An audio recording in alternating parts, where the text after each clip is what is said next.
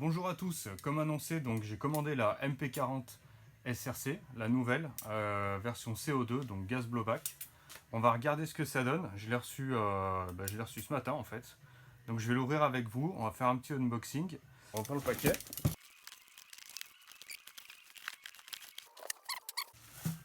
Bon, elle est bien protégée, je l'ai commandé chez Tiger 111, comme la version AEG. Le chargeur est en vrac. C'est lourd, hein. C'est assez lourd, ça a l'air de la bonne qualité. La MP40, la version CO2 qu'on attend depuis quelques années maintenant.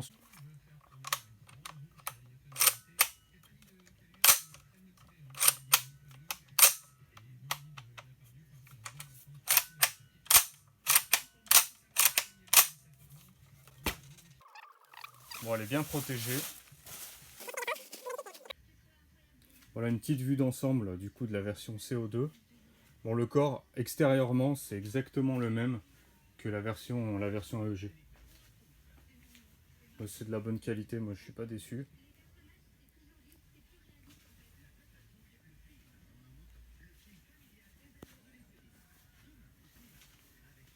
On va regarder un peu l'interne. On va faire un test de tir et ensuite on regardera ce qu'il y a à l'intérieur. On a une petite notice également. Assez sympa d'ailleurs.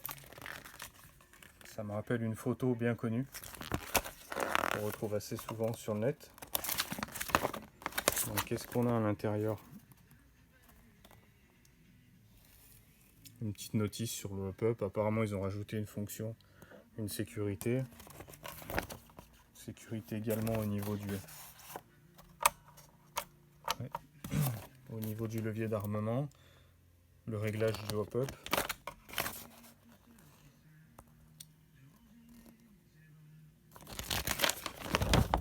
Façon d'insérer les chargeurs. Voilà le déverrouillage. Le système pour lubrifier. Et la vue éclatée. On va pas s'attarder là-dessus de toute manière. On va regarder ce que donne un peu la réplique. Donc on va faire un petit test de FPS d'origine comme ça. On va charger 2 cartouches de CO2 puis on va regarder ce que ça donne. On va en profiter, j'ai ouvert le chargeur, il est assez lourd. C'est vraiment bien fini je trouve. La structure du chargeur, donc elle est en acier, c'est de l'acier embouti, j'avais regardé un peu sur les vidéos. Le tube dans lequel on insère les cartouches de CO2 est en acier également. La partie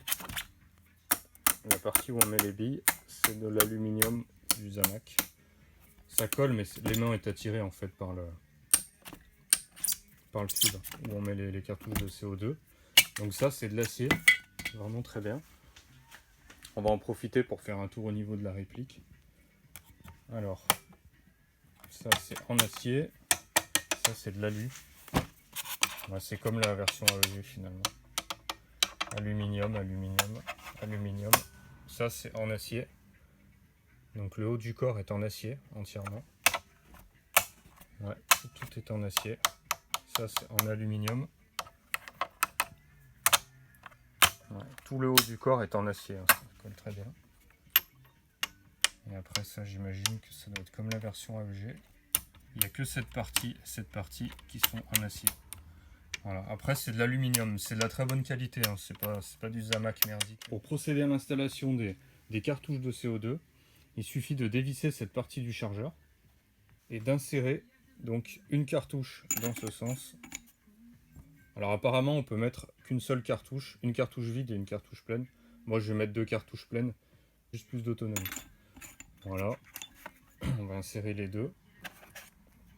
Il faut bien vérifier que la partie inférieure, donc la partie que celle-là, soit dévissée. Parce que sinon quand vous allez visser, en fait, avant que l'étanchéité se fasse, ça va percuter les cartouches de CO2. Donc tout le CO2 va partir. Donc on va visser ça pour faire l'étanchéité. Une fois la première partie totalement vissée, le joint torique se trouve donc dans le cylindre, ce qui crée l'étanchéité totale. On va maintenant percuter les cartouches en vissant cette partie-là. Les cartouches sont maintenant percutées. On entend bien le petit bruit des 2 cartouches qui libèrent leur gaz.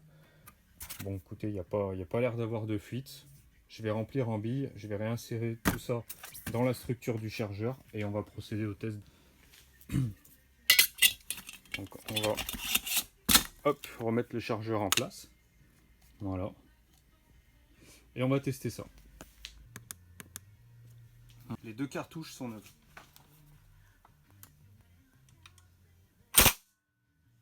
« 400.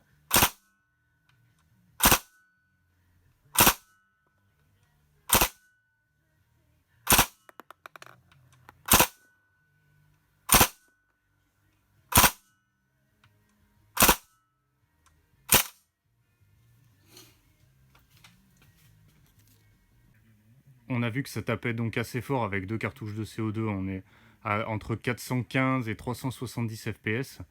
On va regarder un peu ce qu'il y a en interne. Par contre, le kick est vraiment balèze. Moi, sur la Humarex que j'avais eu, déjà, je le trouvais assez fort. Là, c'est un cran au-dessus encore. Voilà, tube télescopique.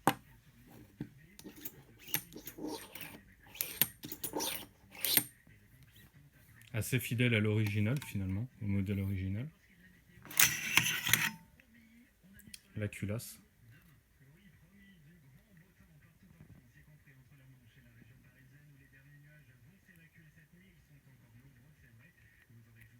Alors le nozzle, bon, normal, il est en plastique.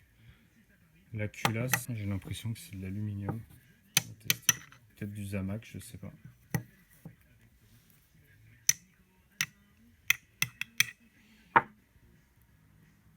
Voilà. Ça c'est de l'aluminium, ça se sent. Alors ça aimante, je pense que ça doit être le ressort de rappel qui se trouve à l'intérieur qui doit être en acier. La partie au bout est en acier par contre. Au niveau de l'interne. Bon, finalement, la mécanique est vraiment très simple. Tant mieux dans un sens. Ça limite le risque de casse. Voilà, on a simplement une espèce de fourchette métallique.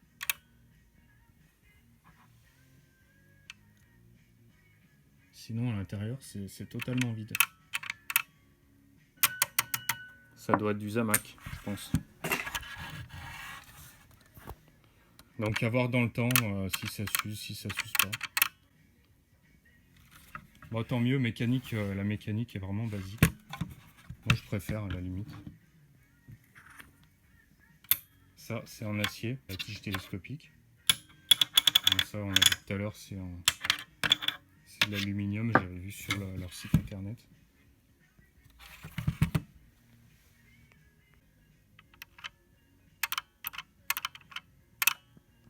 Alors une fois les plaquettes retirées, je pensais y voir un peu plus clair au niveau du mécanisme. En fait non, c'est simplement un boîtier. C'est un boîtier métallique, c'est quand même du métal. Tout est métallique. Non, c'est pas de... Je pense qu'il y a des pièces quand même en acier parce que j'ai quand même... L'élément il réagit quand même pas mal ici. Donc il y a peut-être la partie détente avec certaines pièces en acier. Ici non. Voilà, donc ça donne ça.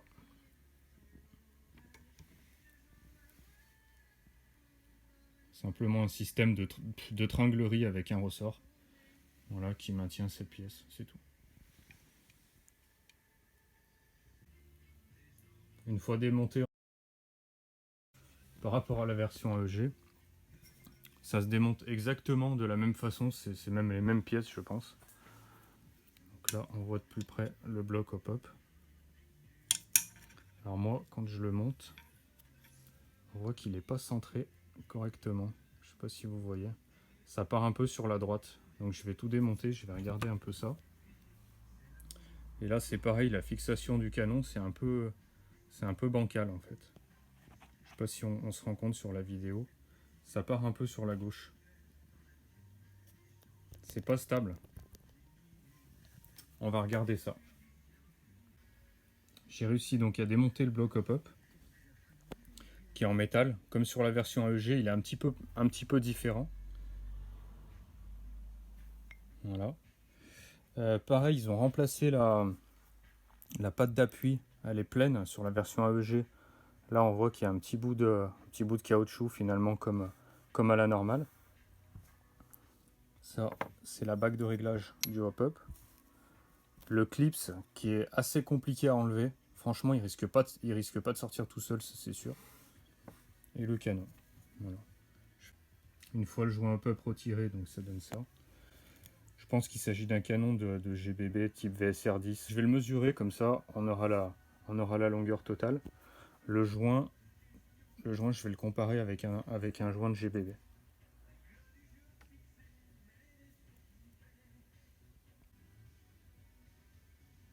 On voit un peu l'intérieur du joint.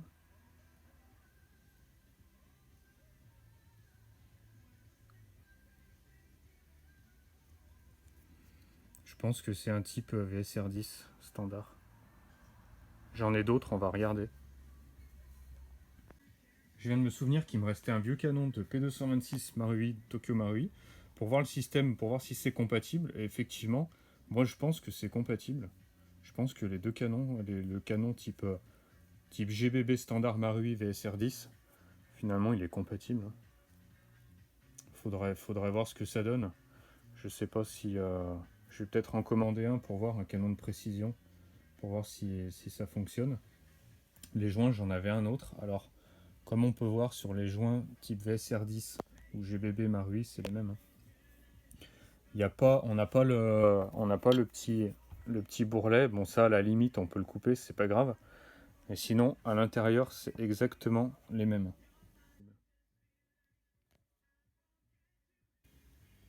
La longueur du canon, pour ceux qui voudraient passer sur un canon de précision. Voilà. On est à 240 mm. J'ai monté le joint de type VSR10 Marui sur le canon d'origine. Ça se monte très bien. On va voir si ça fonctionne, si c'est fonctionnel. Donc du coup j'ai coupé le petit bourrelet en fait. Test FPS avec le joint type VSR10 Marui.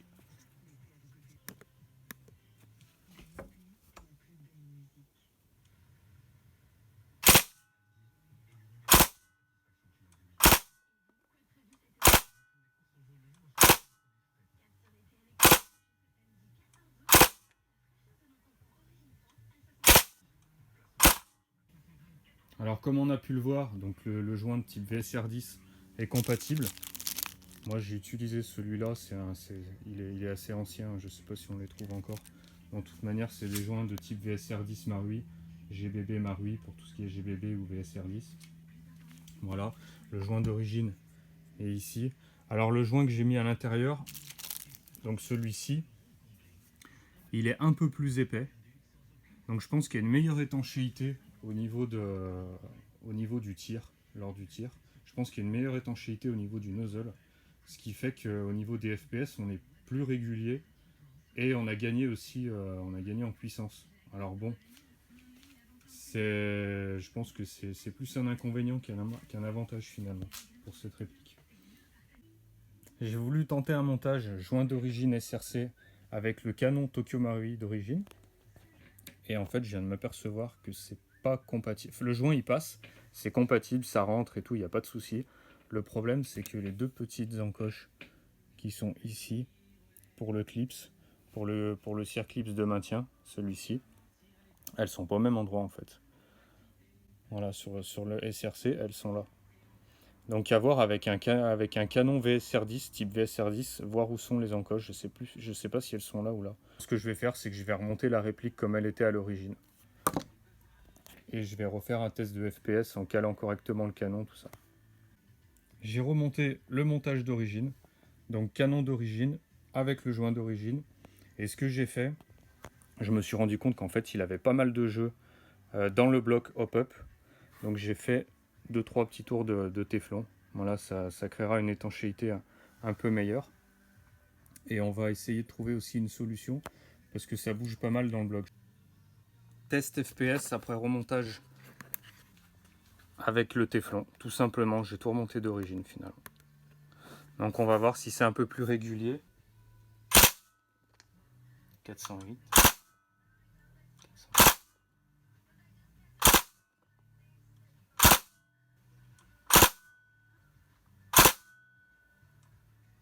remontage terminé.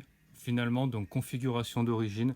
J'ai juste ajouté un peu de téflon pour stabiliser l'ensemble et puis pour le rendre surtout plus étanche. Donc je pense que ça devrait fonctionner pas trop mal. Le hop-up est bien droit maintenant. Hop.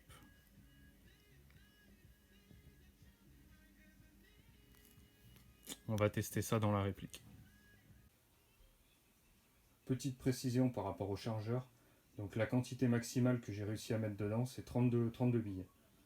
Donc on va dire que sans forcer, vous pouvez en mettre 30 billes à l'aise. Et une petite précision également, j'ai remarqué qu'il y avait un trou à l'embase du chargeur. SRC nous avait annoncé des chargeurs en version gaz. Donc je pense que ça devrait pas tarder à sortir. Un peu comme les mid-cap Sandico au début quand ils nous avaient sorti la version AEG.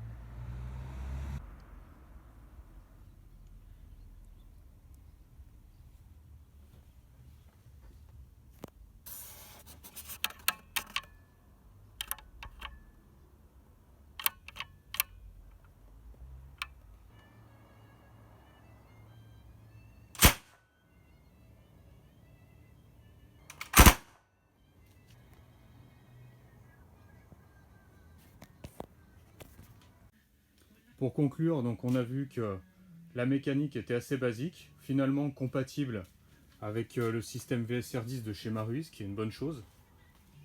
Alors j'ai retrouvé d'autres joints type VSR10 Marui. Après, effectivement, ils sont moins épais en fait que celui que j'ai essayé d'installer à l'intérieur. Donc je pense que c'est vraiment compatible. Il n'y a pas de souci. Moi, j'ai tout remis d'origine. J'ai remis le canon d'origine. J'ai remis le joint d'origine.